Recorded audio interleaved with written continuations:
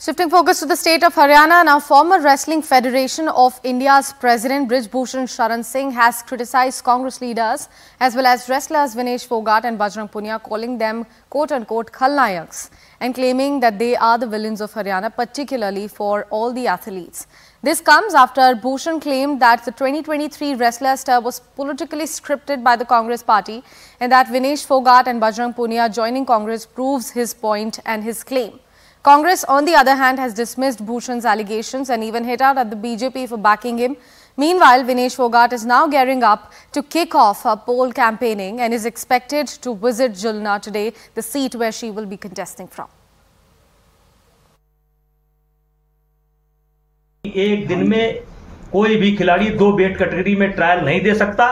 उन्होंने जूनियर पहलवानों का हक मारा था, गलत ट्रायल लेकर के यहां से गई थी, उन्होंने पूरे सिस्टम को हाईजैक कर लिया था और जो वजन छिपा करके यहां से गई थी वही वजन वहां उनका काल बन गया। जहां तक मेडल की बात है, अगर ये लोग आंदोलन न किए होते तो कम से कम 5 मेडल कुश्ती से आता। मैं पहले दिन से कह रहा हूं यह साजिश है और पहले दिन से कह रहा हूं कि यह कांग्रेस की साजिश है और पहले दिन से कह रहा हूं कि इसके मुख्य किरदार का नाम भूपेंद्र हुड्डा है, दीपेंद्र हुड्डा है। लड़कियों की आवाज और या लड़कियों की इज्जत वो तब होती जब उनके साथ बदतमीजी हो रही थी और उन्होंने पलट करके थप्पड़ मारा था।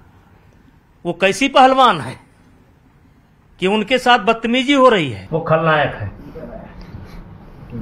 वो हरियाणा के नायक नहीं, खलनायक है। विशेष करके खिलाड़ियों के खलनायक है, जूनियर खिलाड़ियों के लिए खलनायक है। उन्होंने कोई आदर्श पैदा नहीं किया है।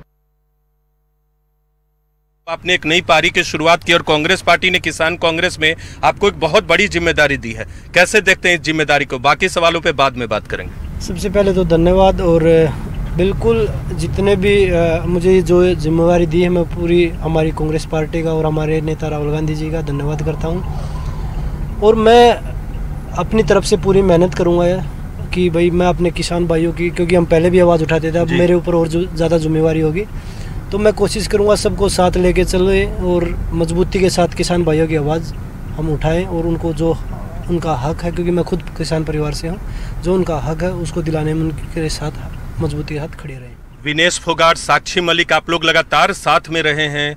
विनेश फोगाट चुनाव लड़ रही हैं जुलाना से, आपको एक बड़ा पद दिया गया कांग्रेस पार्टी के अंदर, तो आपने क्यों नहीं चुनाव लड़ा? देखिए, हम आपस में बैठ के बात करी कि भाई हम दोनों में से एक चुनाव लड़े, तो हमने जो डिसीजन लिया उस पर हम चल रहे हैं और जो जिम्मेवारी मुझे दी गई है और विनेश को टिकट दी गई है, मुझे हम दोनों और पूरी कांग्रेस पार्टी के साथ मिलके हम मजबूत करेंगे देश में कांग्रेस पार्टी को भी। और जो हमें पद मिले हैं, या चुनाव लड़ने का है या किसान मोर्चे का है, तो हम पूरी मजबूती के साथ वो चीज़ करेंगे।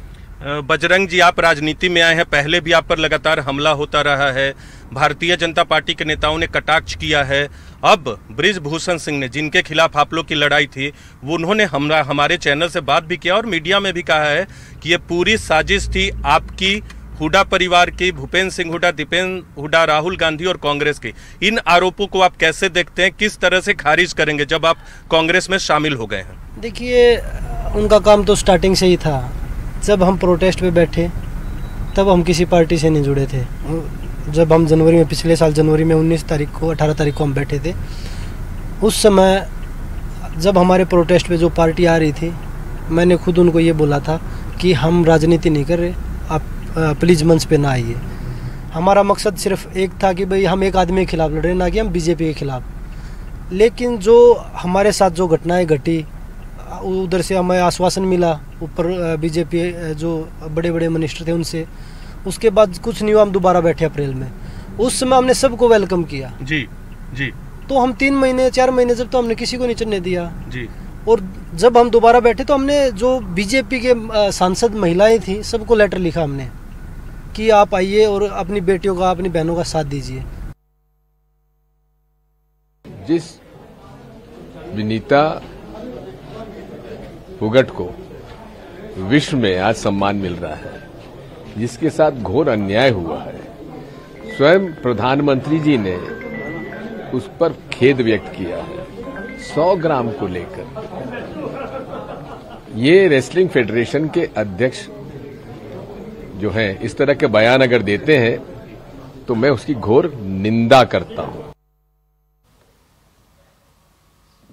With that, it's time to slip into a very short commercial break here on CNN News 18. Do stay with us. We'll come right back with more news and updates right on the other side.